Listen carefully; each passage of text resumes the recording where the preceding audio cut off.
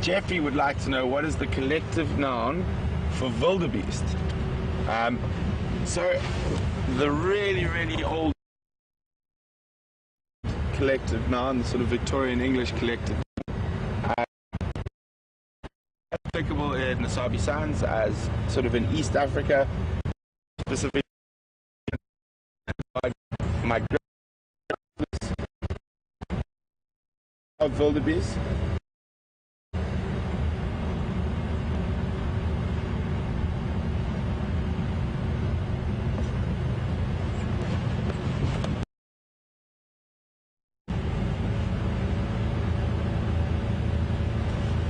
Sorry about that, Jeffrey. We just had a little signal glitch. Jeffrey, just to recap, was asking what is the collective noun for wildebeest, and I was saying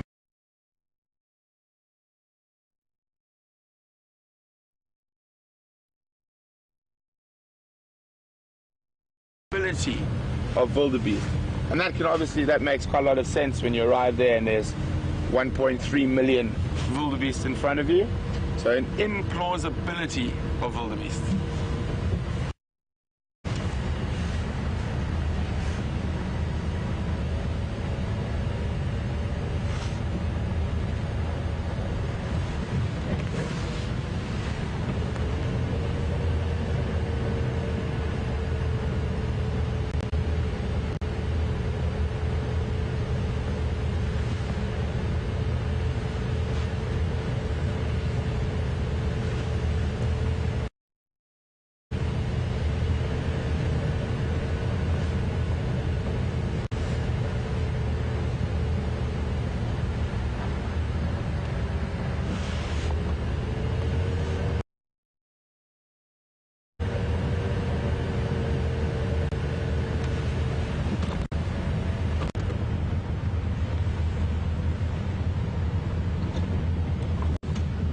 Good morning, Dennis.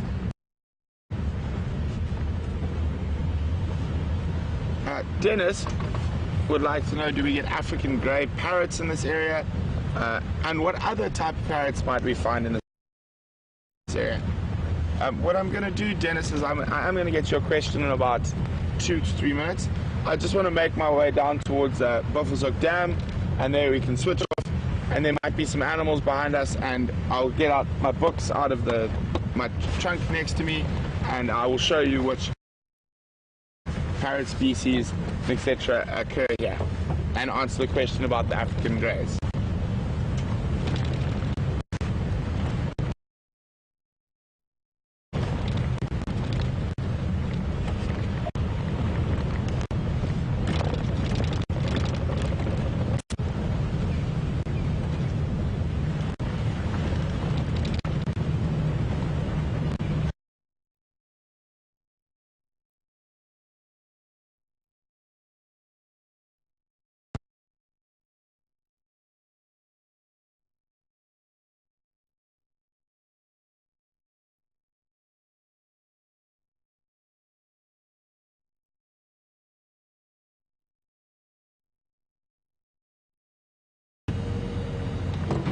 Pig.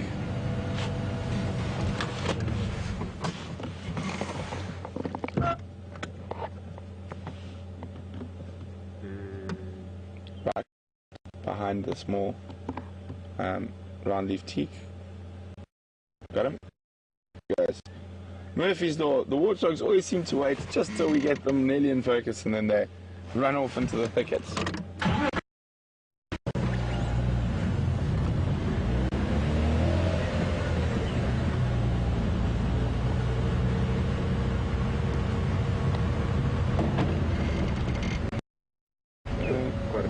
It is quite a big, like a big male. Let's see if you forward. Here we go. So just a quick one for you. How can I tell the difference between a male and female warthog? So let me know whether this is a male or a female. How can we tell the difference between them? And send your answers to via email to questions@wildearth.tv or hashtag Safari Live if you're on Twitter.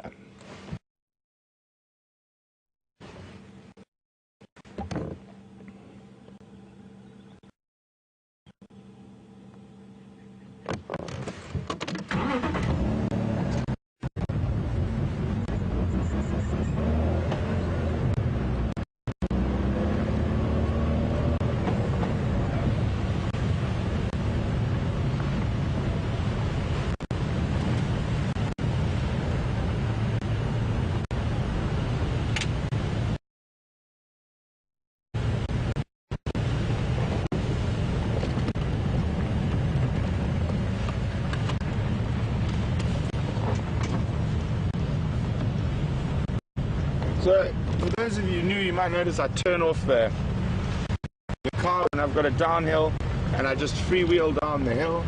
The reason I do this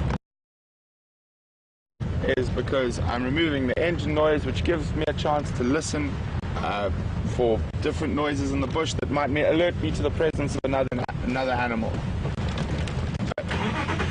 Listening to the news, so to speak.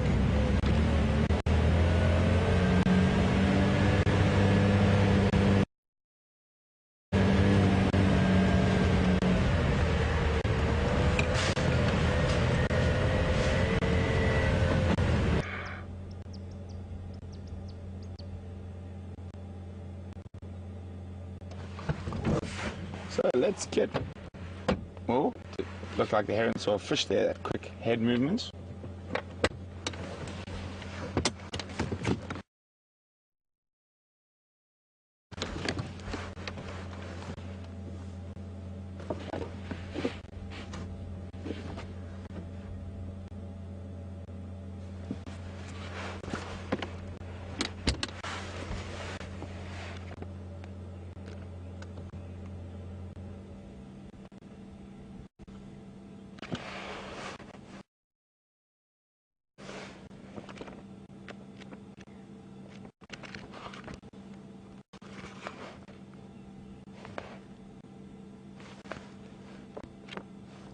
That's a clever tack being used by that heron to fish, because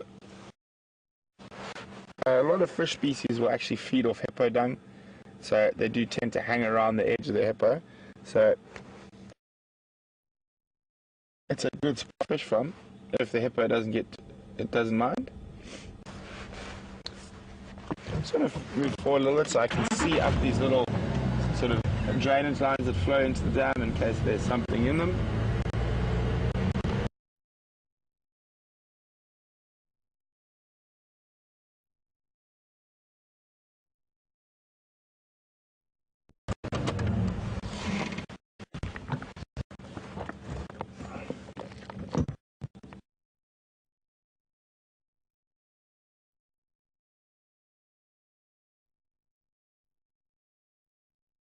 Doesn't look like anything else around apart from the hippo and the heron.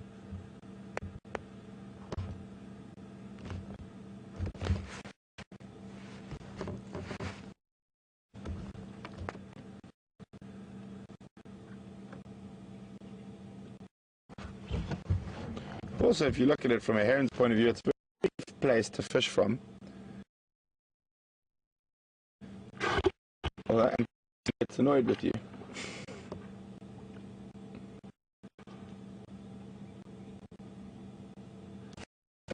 So back to those parrots.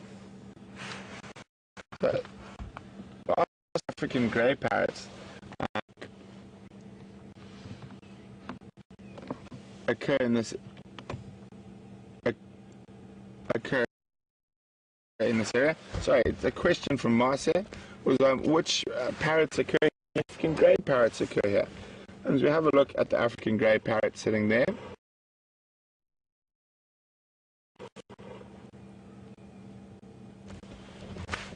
and if we zoom in on the African grey parrot's distribution range, let me just find a little stick here. Over here,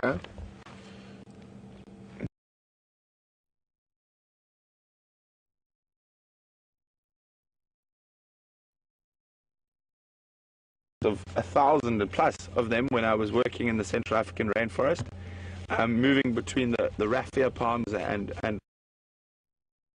oil nut palms that they were feeding off. And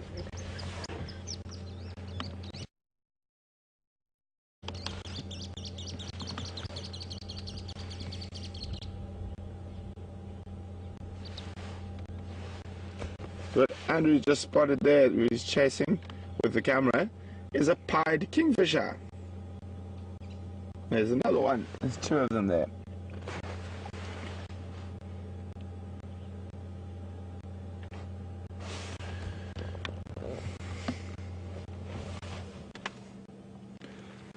So back to the parrots. Now we'll cover the parrots that do occur in this area.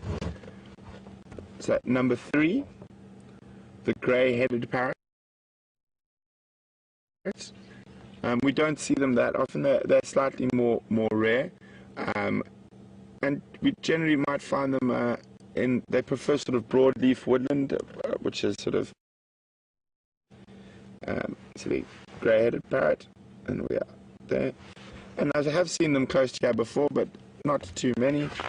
And then the most common parrot, and the one we do see here very often, is number 5, brown-headed parrot.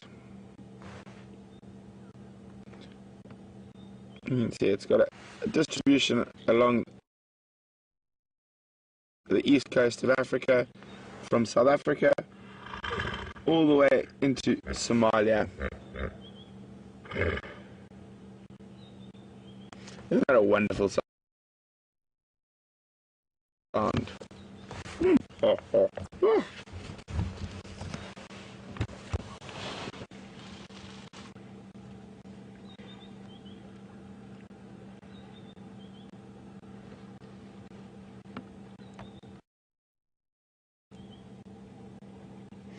So, everyone out there, I got a question for you. Can a hippo swim? Can a hippo swim? Send your answers to questions@WildEarthTV or use the hashtag SafariLive if you're on Twitter.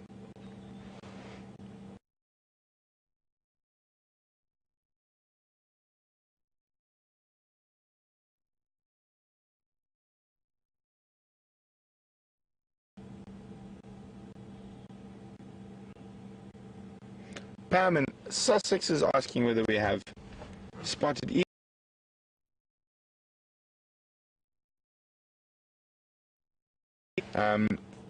white-faced owl, owlets, scops owl, pearl-spotted barred. Forgetting any? Don't think so.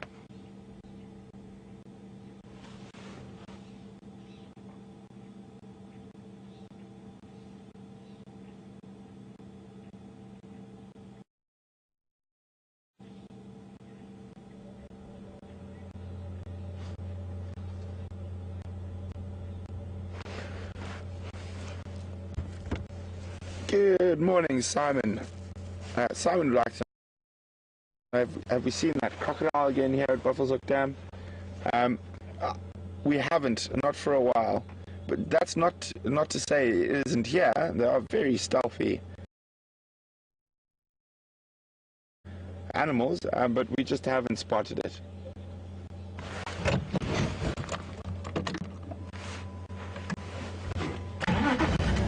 So,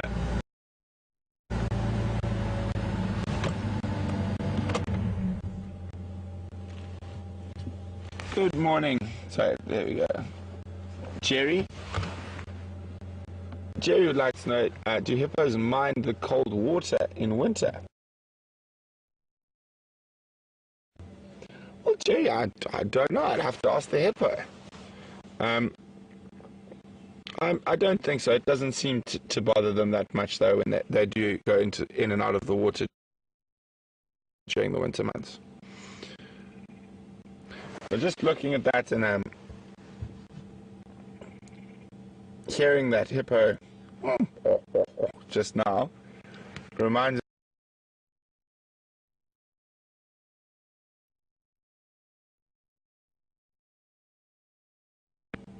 and they tell each other the joke, and when they come up, they come up laughing. But you never know whether they're actually laughing at the joke or they're laughing at how embarrassingly bad the joke was. Or even the third option, no, they're laughing at the fact that you're just the one who doesn't know the joke.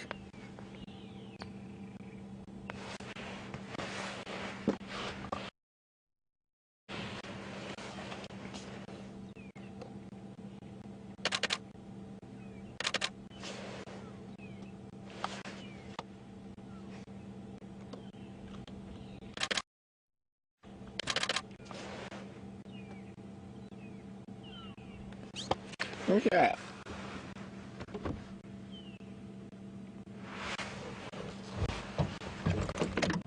Well done, Lisa Osborne, answering the question that I asked just now. Do hippos swim? They don't. They run along the bottom of the water. I mean, they can't run on the bottom of the water. They run on the bottom of the body of water. So they run along of the bottom, and they can hold their breath for about 5.5 minutes. So that gives them a chance to get to a shallow area where they can breathe again. Guys, there might be a little bit of single breakup. I'm going down into a steep drainage line quickly, but I'll be out of it very shortly.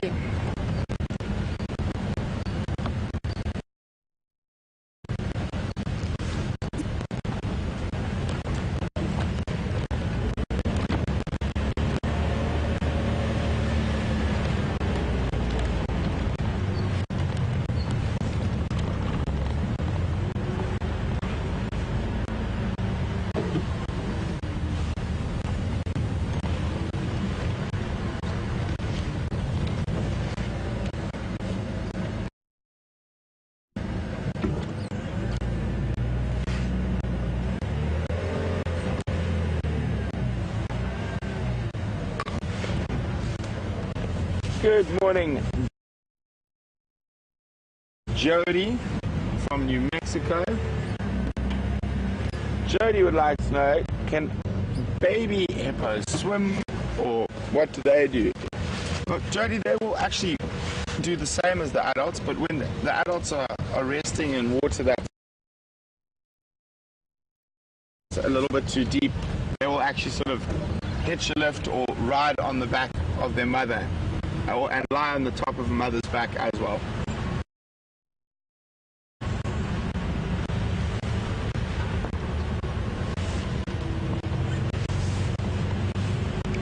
For this first few minutes on this show, so I apologize in advance, and I will try and move through it as fast as possible.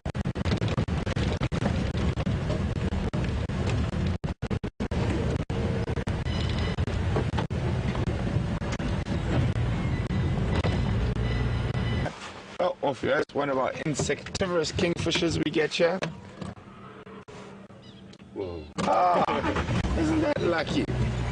That's what I said, turning off the vehicle and moving slow and freewheeling and stopping for birds and stuff. We hear stuff. I just heard a very upset elephant. Probably sounded like it was reprimanding another elephant in the herd. So we're going to go see if we can find that now. We've got a question in from Elizabeth in Milwaukee.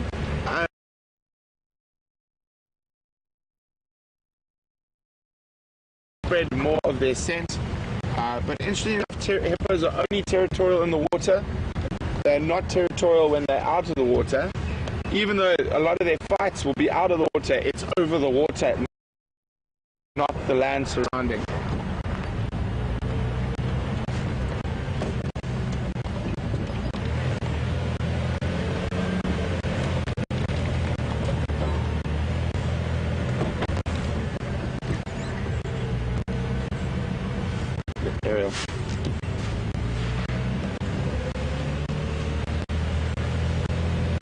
So we heard that elephant sort of scream, that somewhere around here.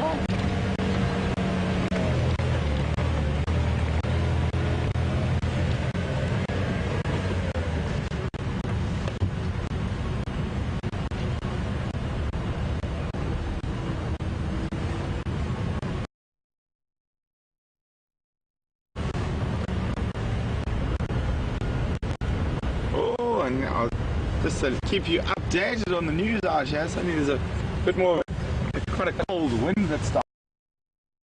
I actually think it's probably dropped a degree or two, and it's a bit even colder than when we started off this morning. Definitely colder. Yeah, definitely colder than we started off this morning. Maybe I might have to put my mitts on.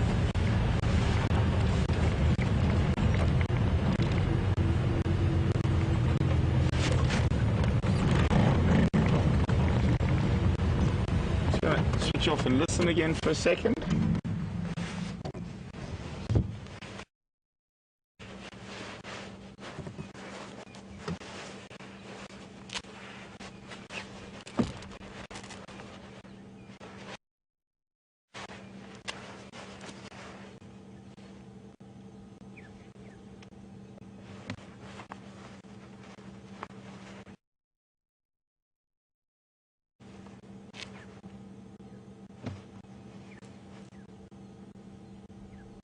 So what we're trying to listen for is breaking branches, maybe another one of those very loud screams, or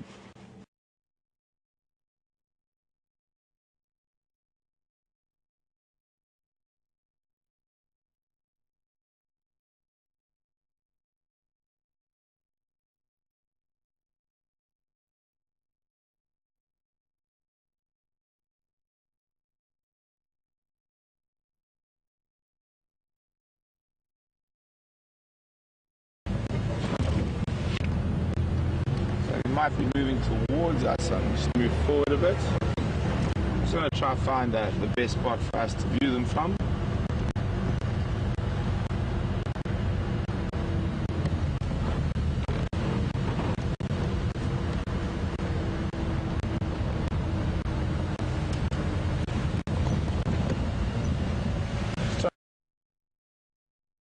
Make sure there's not a few more up ahead on the road before we go crashing into the bush.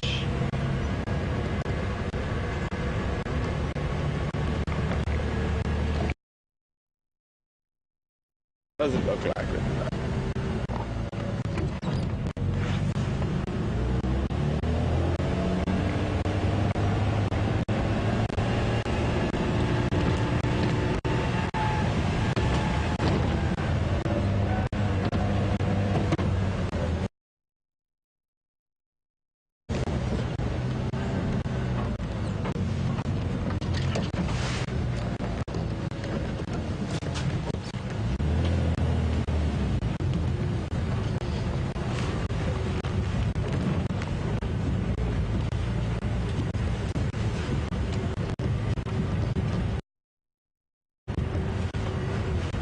Good morning, Cyprian, who's 7 years old and from Seattle.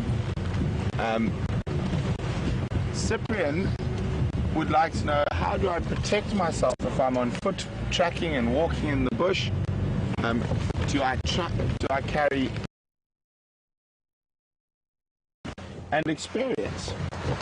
So I've been very lucky. I've been in the bush for a very long time, and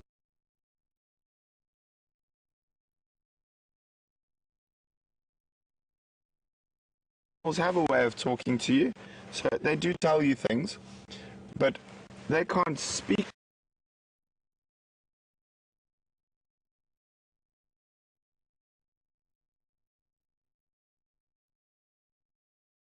And there she raised her ears as we came in. She's just letting us know she's big, she's strong, and we mustn't push her, because otherwise she can hurt us.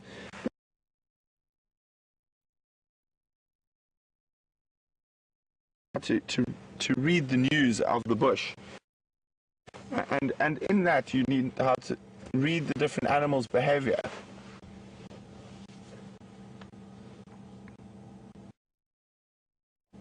I hope that helps. nice to have a young viewer.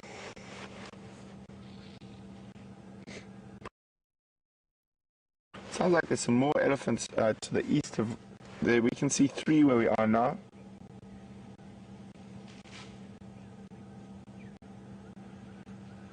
Well,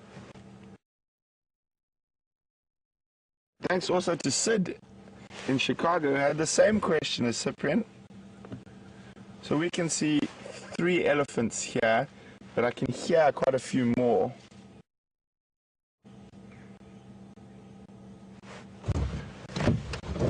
Let's go.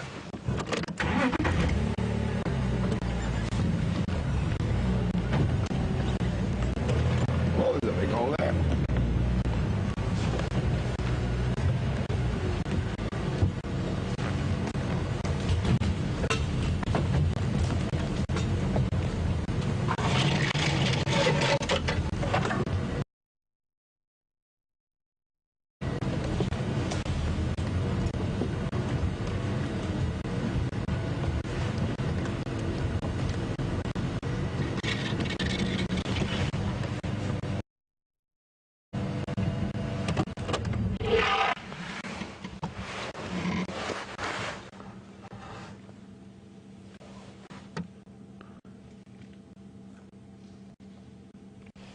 I stand corrected, I think that's actually a young boy.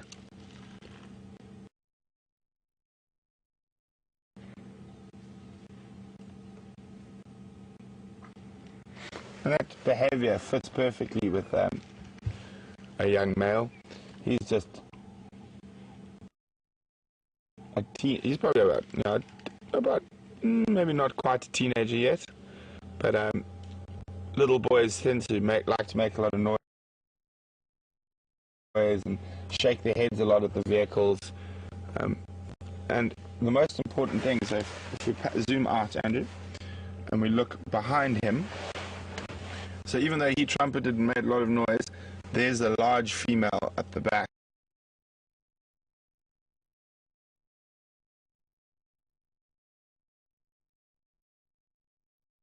being a bit boisterous. No, I'm sorry I called you a girl. Is that why you were trumpeting at me?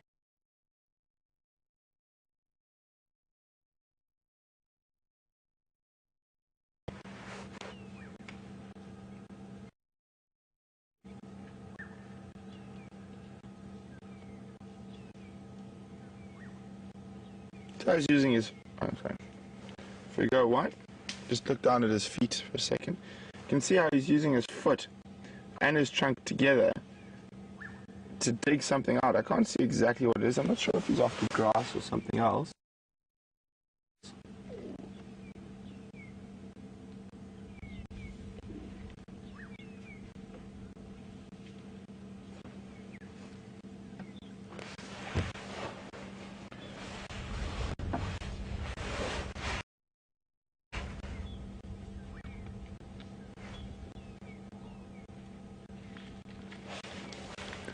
Stations at Cumberland Grove Central Road, probably about 200 meters to the, or 300 meters to the west of the junction with Drakensberger.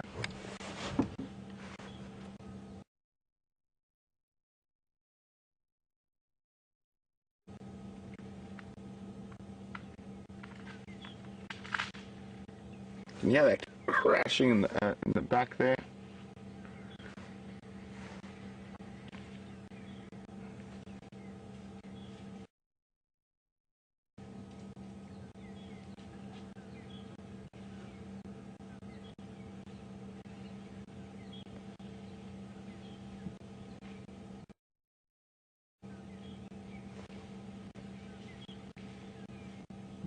There's definitely a few more elephants in the 3 we can see. We can hear them off to the north and to the east of us.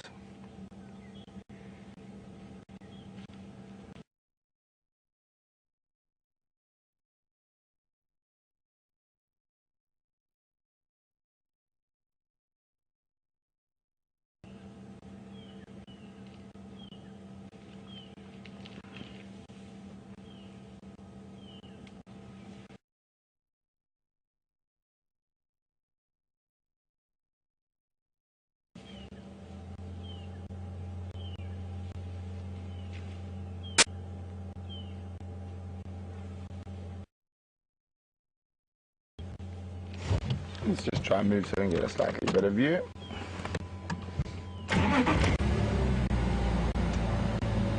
Watch the thorns there on the left, Andrew.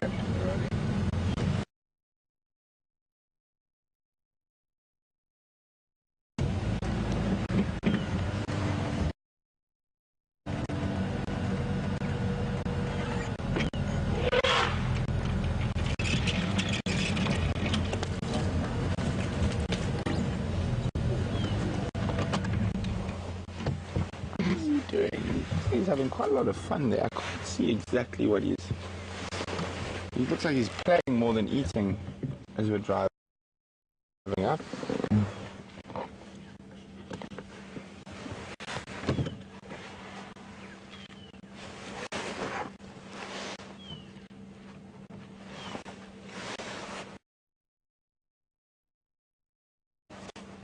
Nice cool weather for the elephants. That means they're able to be active for longer in the day. Hello, little boy. Don't get naughty. Your mom will give you a hiding. Make too much noise, cause too much trouble.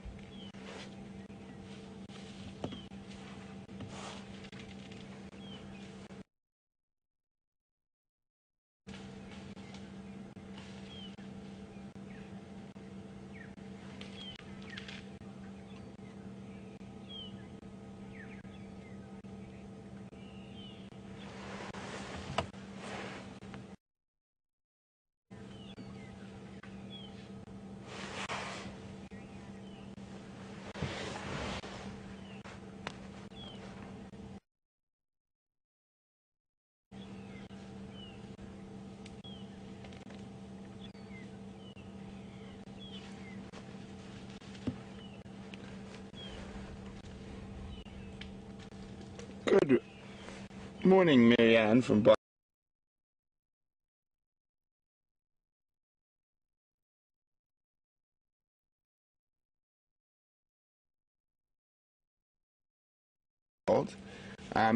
when it comes to the human aspects, I don't believe the elephants have any human aspects. I know there's a lot of people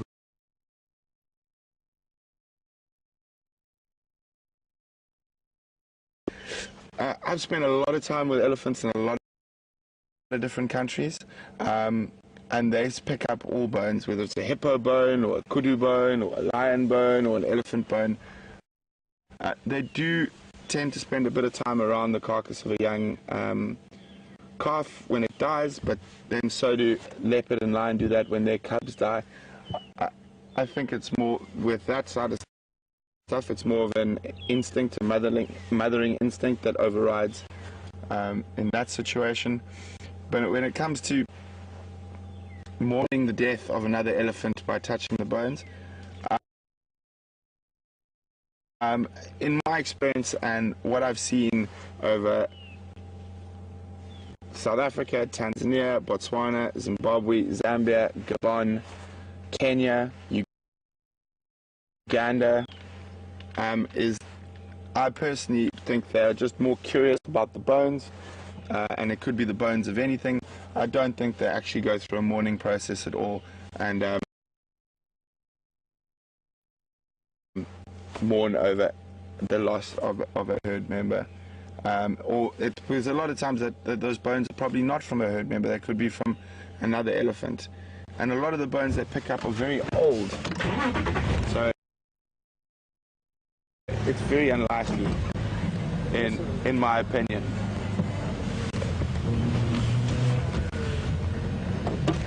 How is mourning going to help the elephant? Anyway. That's a very, very good point there Andrew has there. Andrew says, in living out in the wild, how is mourning going to help the elephant in any way? What we perceive as mourning with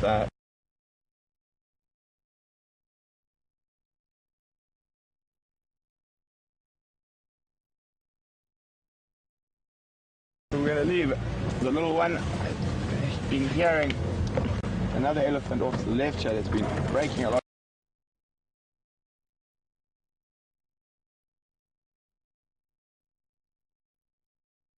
This one's just a bit older.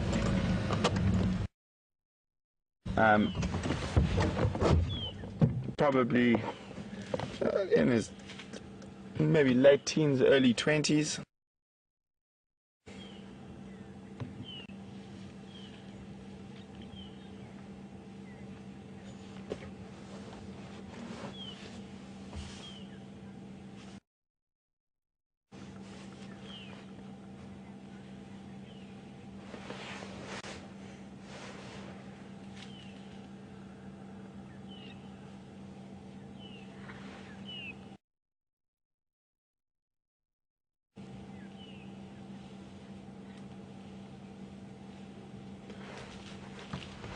Morning, Tina from Houston.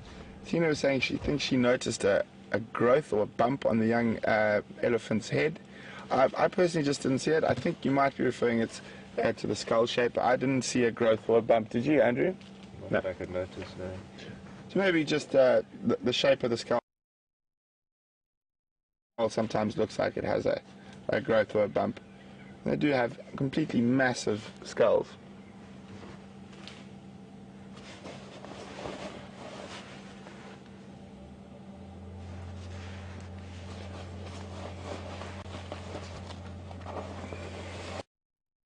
So this particular elephant is eating grass at the moment, and you can see how green the grass, some of this green grass has become just after that rain yesterday.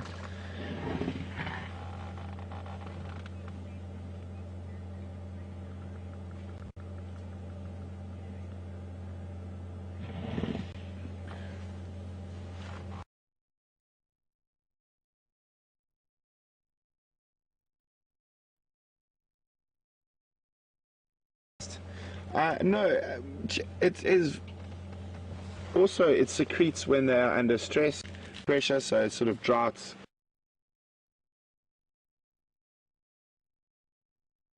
Dry season, they can secrete quite heavily out of there, but with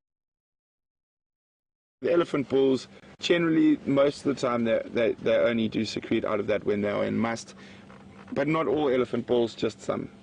But it's definitely far more common to see female elephants secreting from their preorbital glands, and that could be for various different reasons. Quite often when they're trying to push young males, like this guy, out of the herd, at about this age, he keeps following and chasing and making noise, which he's going to do to us right now. See, he's at that sort of teenage age where he's trying to show off and be a big deal, and that's when the big cows will push elephant bulls of this age out. So that can be quite a stressful time for them as well, so they also might secrete from their preorbitals during that.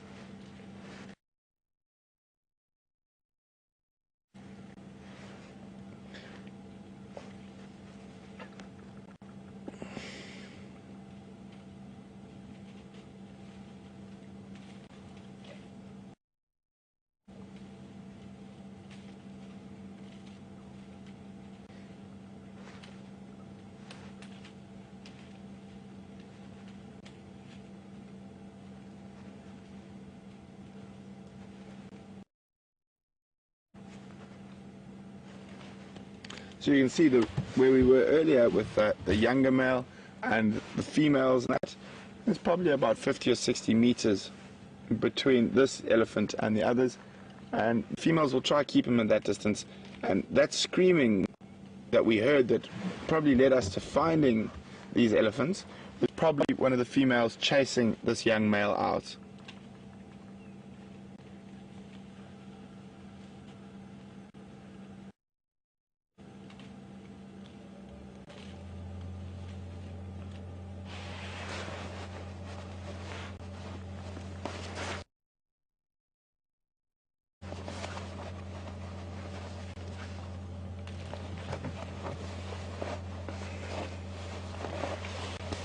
Yeah, it looks like. No, he's still feeding off grass.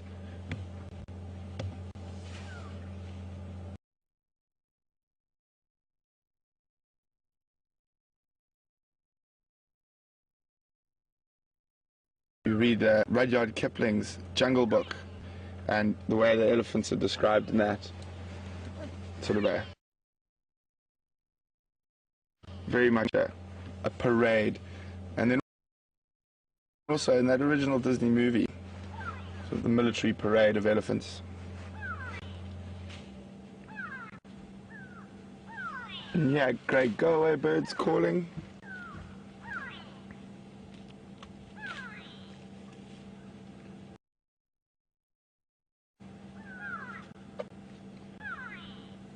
So elephants, quite interestingly, during the wet season, on average about 80% of their diet will be grass, and only 20% will be made up of trees and bushes. But now that completely changes during the dry season, where it's the exact opposite. About 80% is made up from trees and bushes and browsing, and only 20% made up from grass and grazing.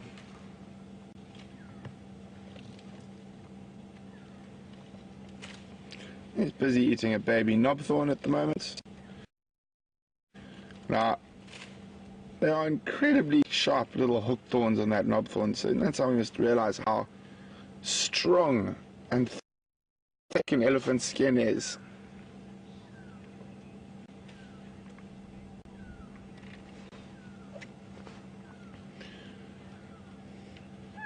Good morning, Virginia. Virginia would like to know whether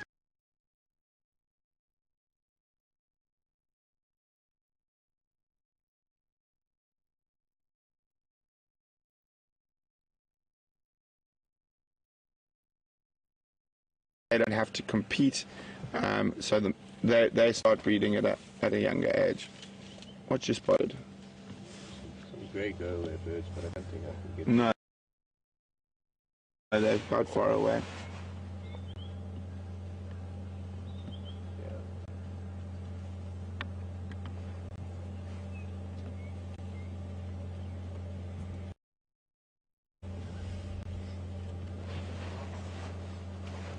See, I can actually hear that the rest of the herd has moved further away.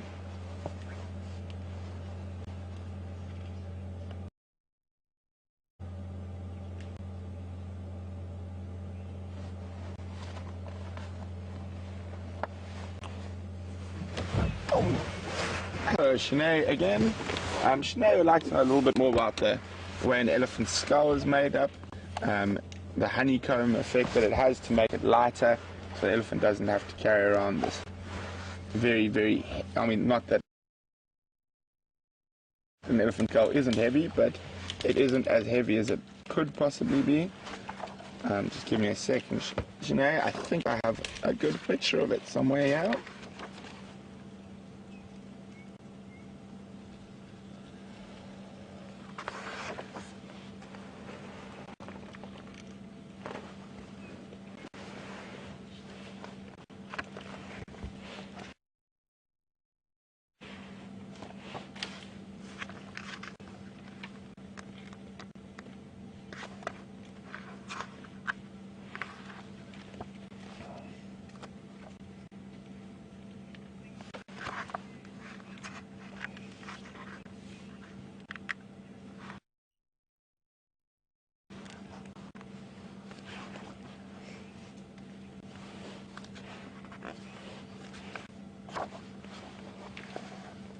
Oh, sorry, Shanae. I don't actually have that picture in the book. I thought it was in this book, but it's not. But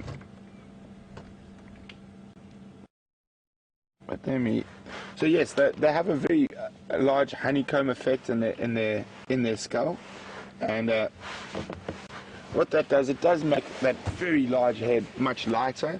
And being a big animal, and it has to carry around a lot of weight, it is an evolutionary adaptation to try and make sure that they are able to carry the weight. And you'll notice, particularly as elephants get older and start losing condition, how low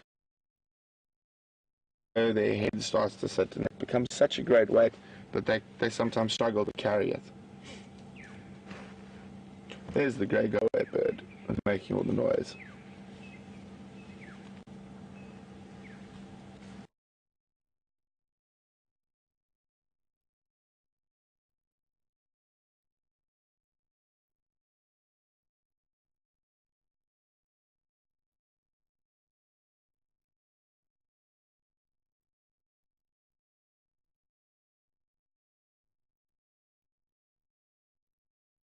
communicate with each other.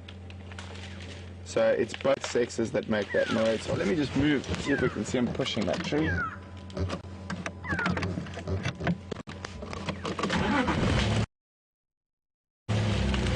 Whoa! So, that gives you an idea how incredibly strong an elephant is. He just took that whole tree out.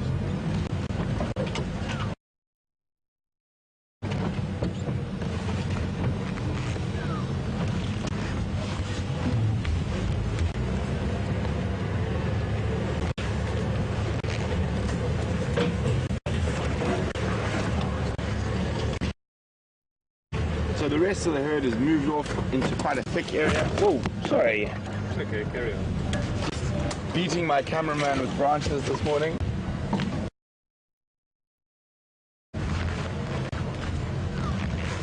So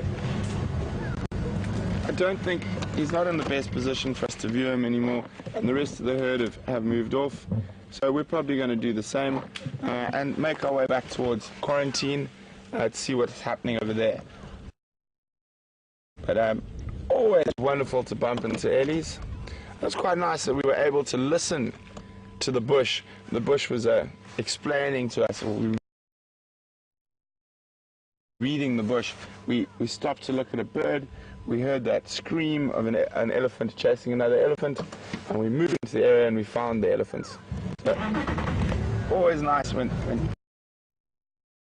you can sort of complete the whole story from a distance rather than sort of just bumbling around the corner into them. Let me just take a few seconds to get out of here without getting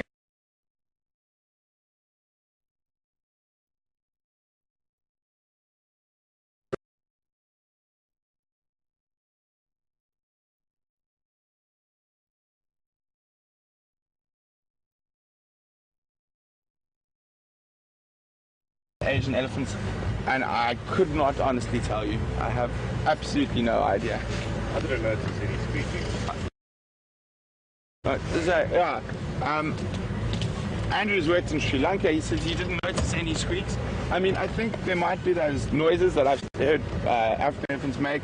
They do quite high-pitched little squeals rather than squeaks and moans. But I haven't ever heard Asian elephants. I think I've seen them once when I was very young. So I honestly can't help with that, I'm afraid, Rosie. Sorry.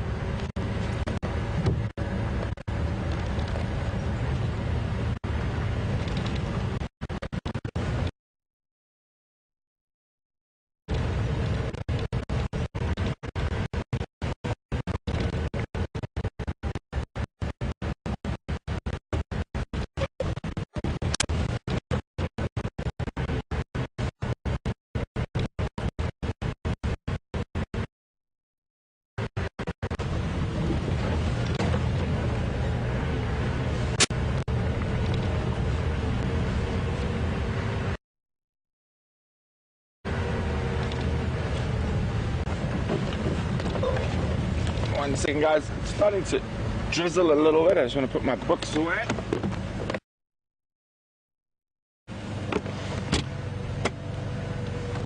You got some water spots in your lens. Water spots.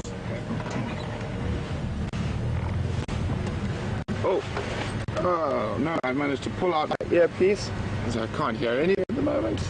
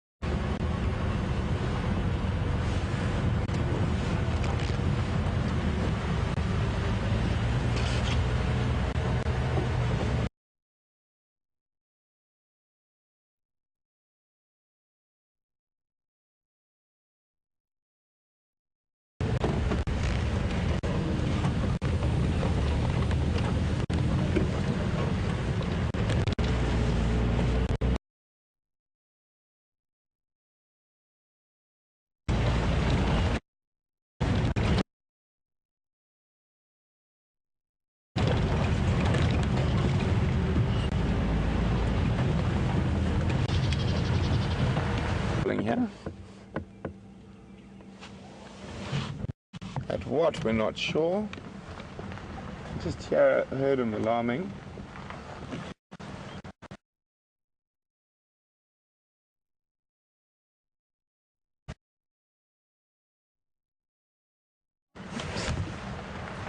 Always when we hear an alarm call, we just take a few moments to check around. You never know what it might be. And they do. You see something? I just saw the squirrel run across the back. They do alarm for a huge variety of things. From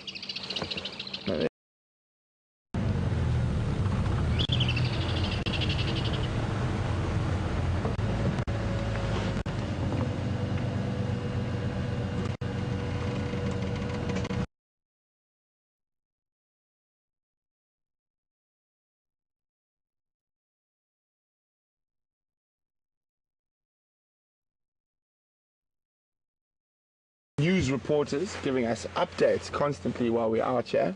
So he's like, oh, there's something dangerous here. Unfortunately, I don't speak squirrel. Otherwise, I'd know whether it was a snake or mongoose or a leopard he was shouting at. But they are wonderful little animals, and they do give us quite a lot of help when it comes to finding predators. So his call will be the same? No, it is Slightly different.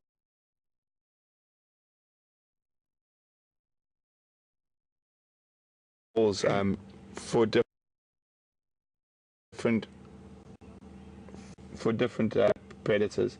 I've actually worked with a tracker in the Sabi Sands who says he can speak squirrel. He can tell the difference whether it's alarming at a bird of prey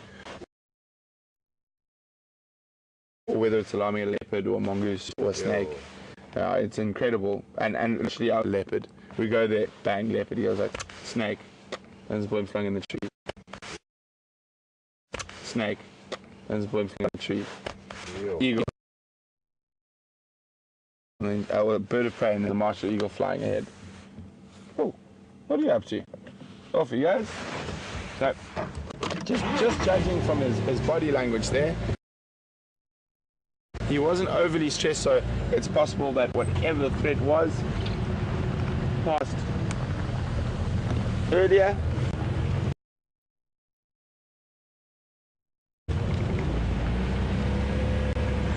And he's just making sure. And a lot of your predatory species will change their behavior once they've been spotted. So for example, if a leopard's walking quite stealthily and then all of a sudden all the squirrels see him and go,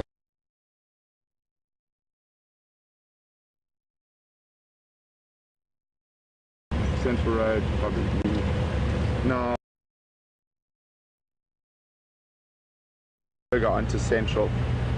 They were on Central, but slowly mobile sort of southeast from there.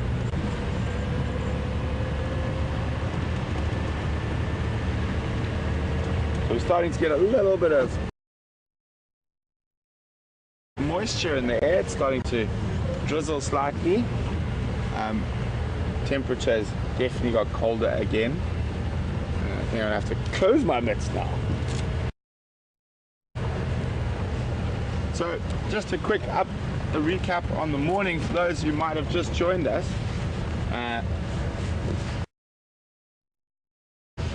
First thing this morning, we went and found the quarantine male leopard who's killed an impala literally like 2 minutes from our camp. Where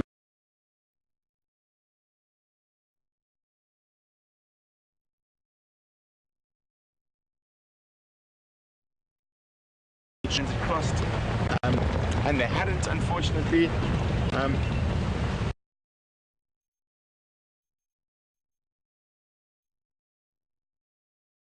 And then while we were slowly making our way back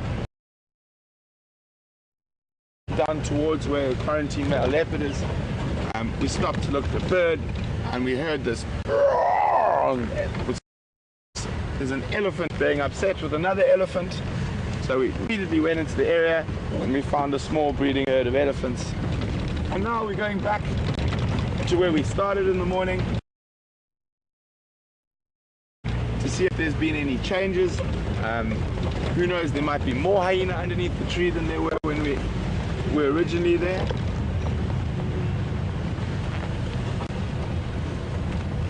I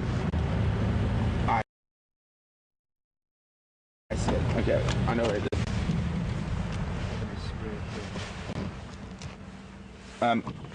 So we're going to head back towards where Quarantine's got that Impala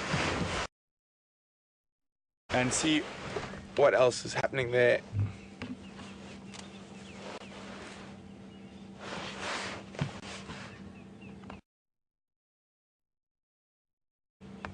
Because you never know what happens. As I said, there could be more hyenas. Who knows? Another leopard might have moved into the area and chased him.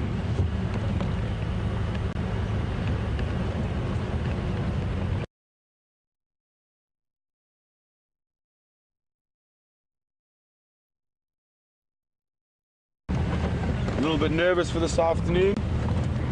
The moisture in the air. Temperature's definitely gone down since we got up this morning. I'd say when we got going it was probably 15 or 16 degrees, maybe it's closer to sort of 12, 13 now. Which I know for you tough, or our northern hemisphere viewers, so that's nice, it's a balmy summer's evening. But for us poor soft African boys, that's quite cold.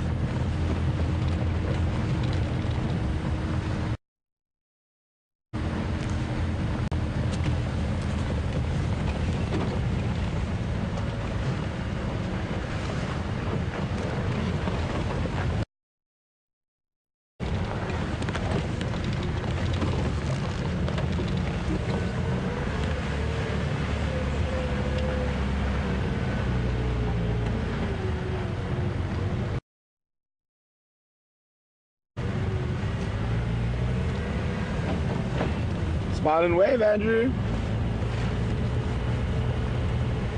Oh, there's a hippo as well. I think we're going to leave this hippo be and head on towards that leopard.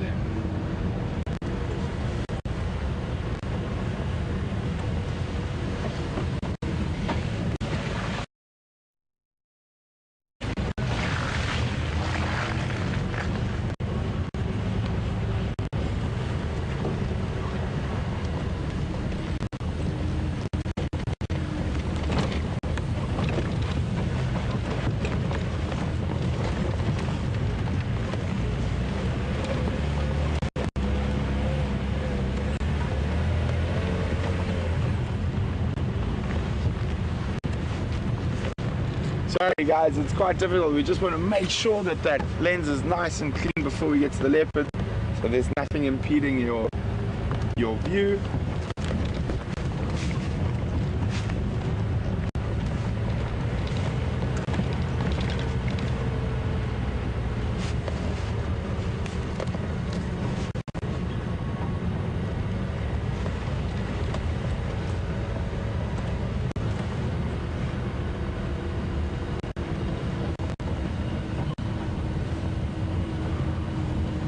Good morning, Ramey on Twitter.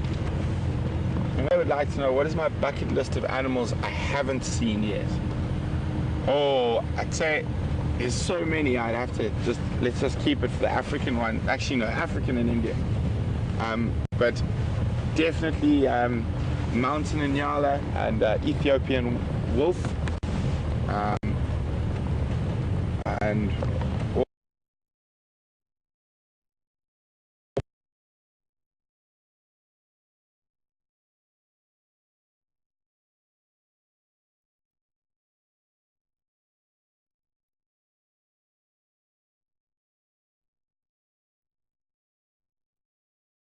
an incredibly beautiful animal, and it hunts up in the alpine moorlands of Ethiopia in the Bale Mountains.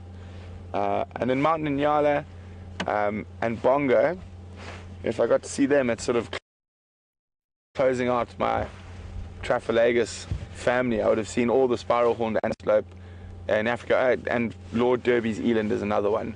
So those are the three, sort of to see all of the whole family.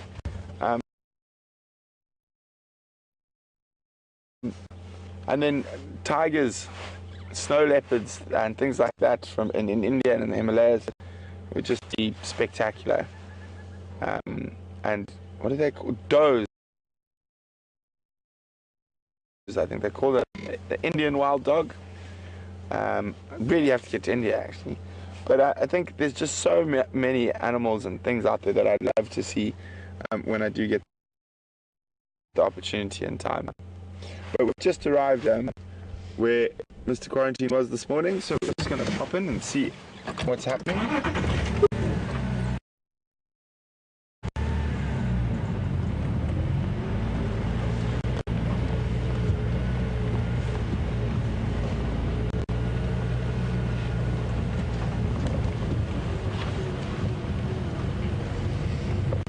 I can see that the kill. I don't see him yet.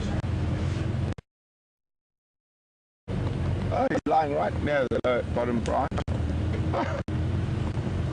That's quite a funny spot for him to lie. The hyenas are still around. They the hyenas must not be around. There's a hyena there.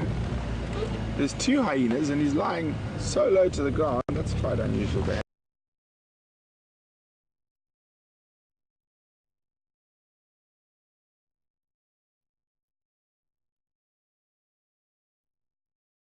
We've been gone.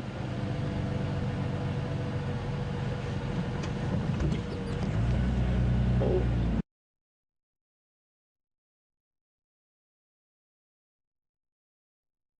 Oh, it could even be a mongoose. Just sort of his head pop out of the hole.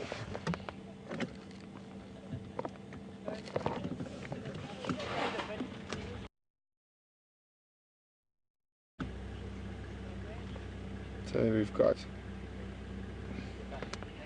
So he's very, very low to the ground. The hyenas could chase him if they wanted to.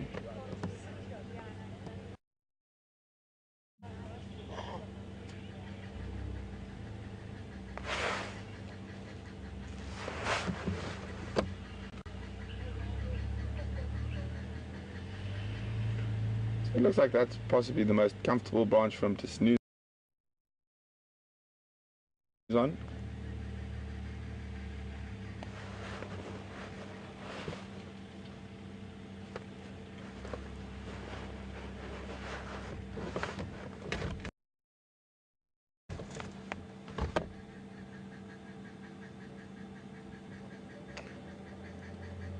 So what I can see if we look up at the carcass quickly is he's almost eaten the whole skull, the top of the head, and it's just the neck left there now. But as I said, there's still a lot of food here. It's still definitely going to be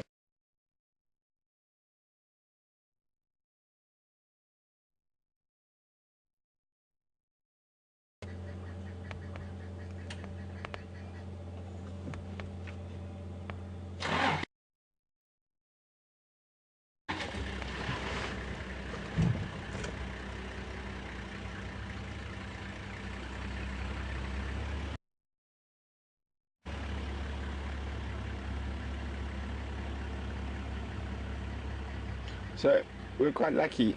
One of the reasons I came immediately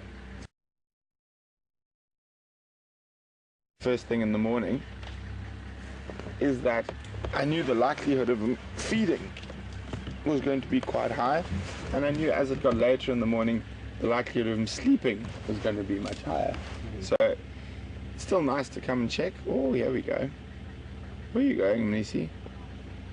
Oh no, not going away from the leopard.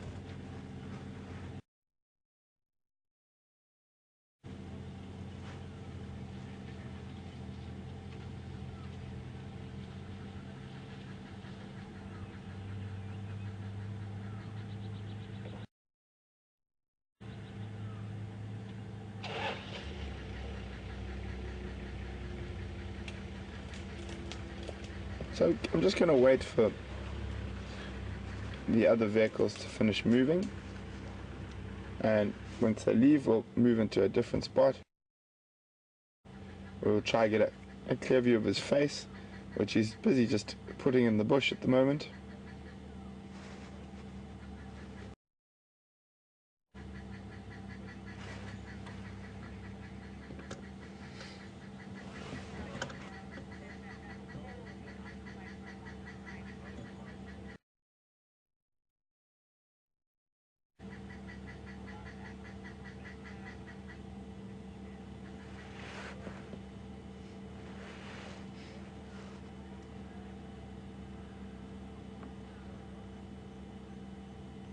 So you can see the quarantine's very distinct, very straight sort of row of rosettes that come up from his tail.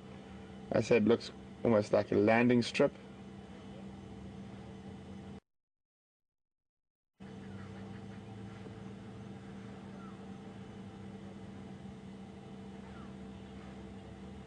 I don't know if you guys can hear, there's quite a lot of talking not too far from us, and it sounds like someone using a spade.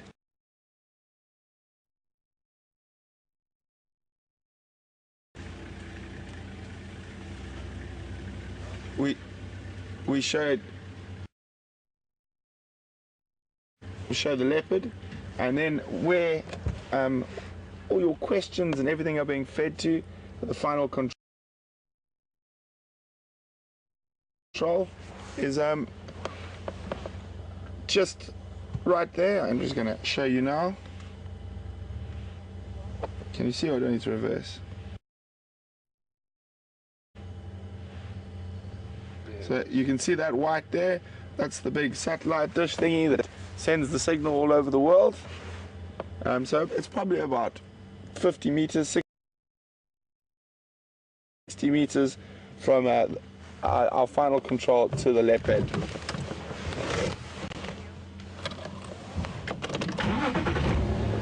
Just going to move around the other side where we can see a bit more, and also the lights will be a bit better, so hopefully we can have a better look at him and the kill.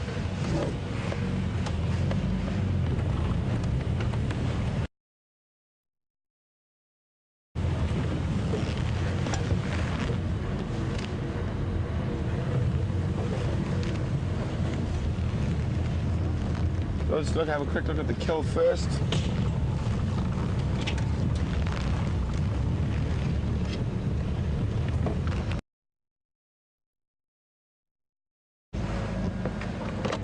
And then I'll move so we can see his face nicely.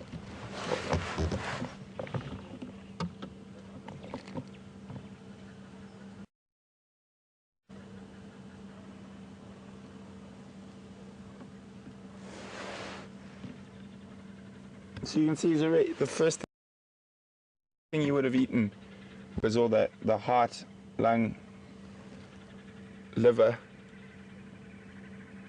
brain, kidneys, and then he did eat the whole head, brain, eyes, ears.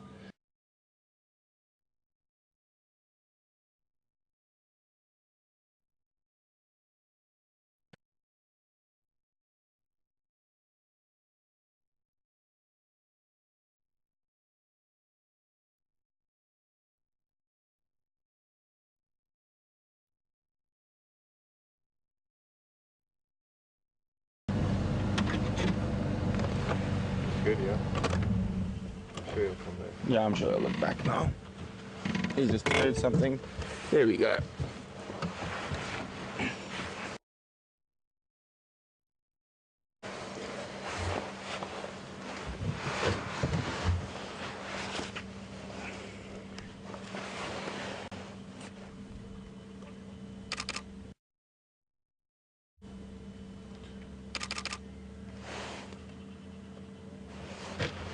It's almost perfectly framed by the marula tree.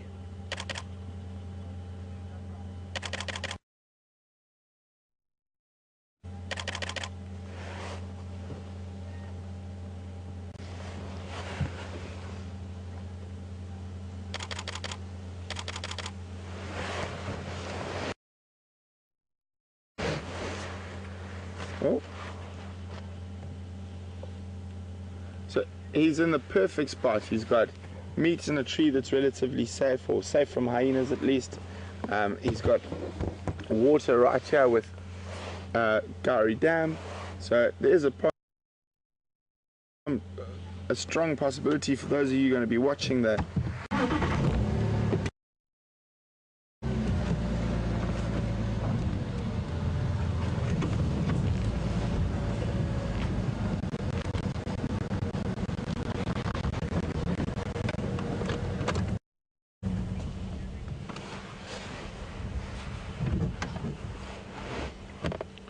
Good morning, Ellen from the UK. Ellen would like to know, what is the likelihood of him making another kill today?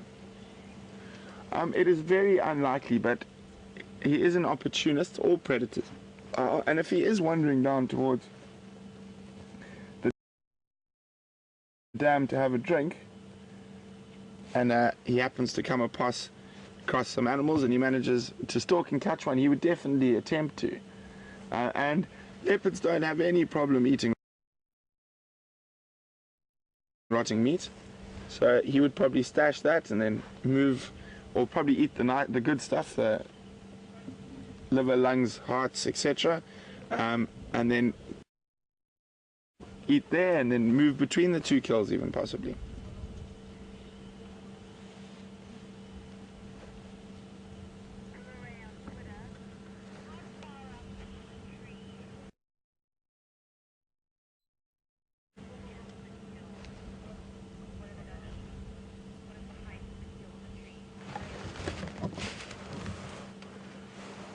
Good morning, Bularay. Bularay would like to know, what is the height of the kill? I would probably say 4.5, 5 meters up in the tree. Maybe a little bit. Maybe a little bit more, maybe 6 meters.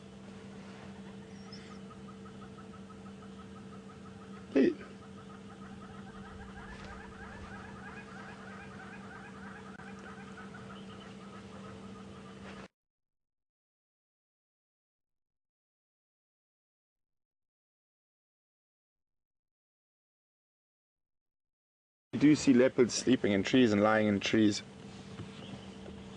quite regularly. It's they actually prefer, it's more comfortable for them to sleep on the ground, and quite often he would only have been staying in the tree and whatnot while those hyenas would here on the ground.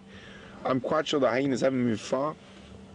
They probably moved off 50-60 meters to go find somewhere to rest. But if he ever had to feed, or they heard the sound of like a piece of meat dropping out of the tree, they would be hurtling back in here at high speed.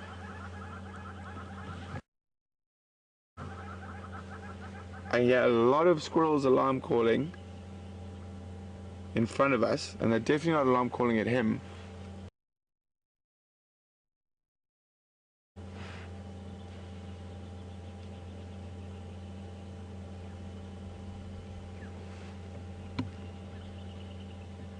I wonder if there's another leopard over there.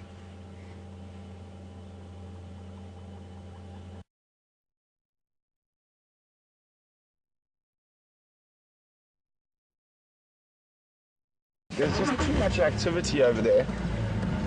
I just want to have a check. I mean, it could quite easily be they're all shouting at a brown snake eagle or a bird of prey that's sitting on top of a tree. But it is worth having a look.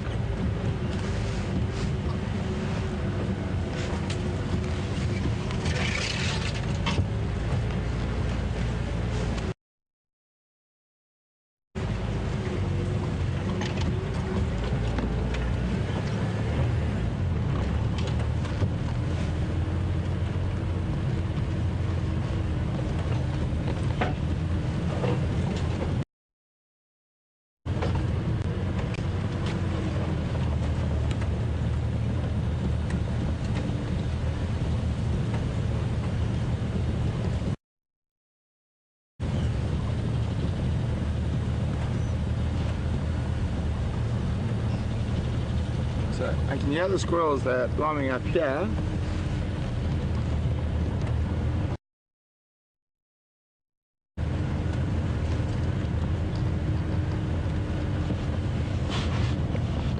Very upset.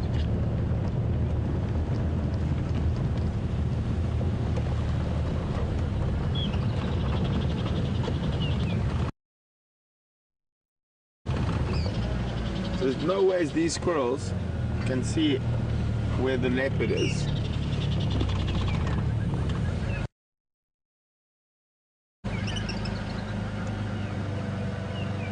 there alarm for a hyena? No.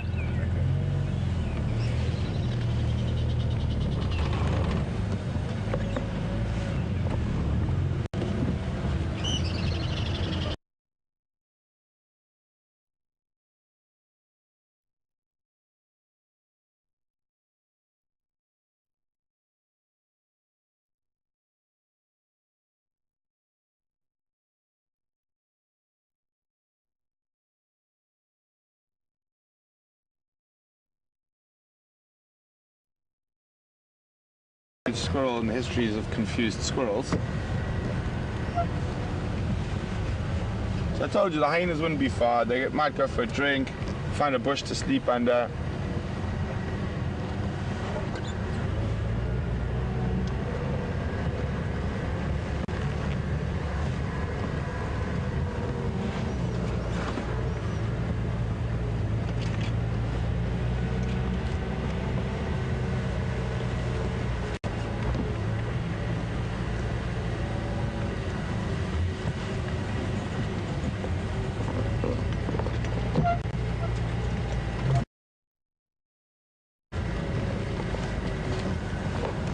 Good morning, Susan from the Netherlands.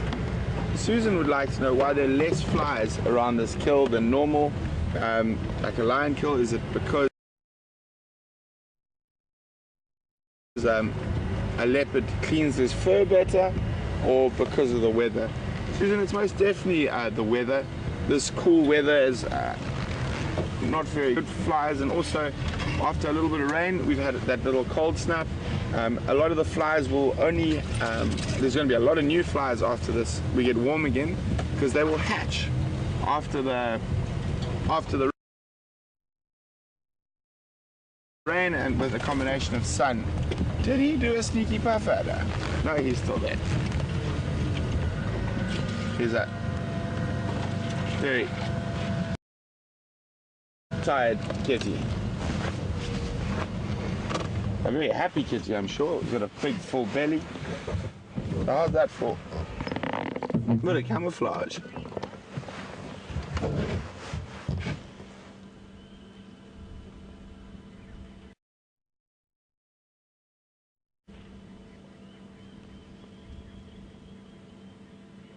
A very content leopard. Lots of meat still up in the tree. Nice cool weather. Water just down the road.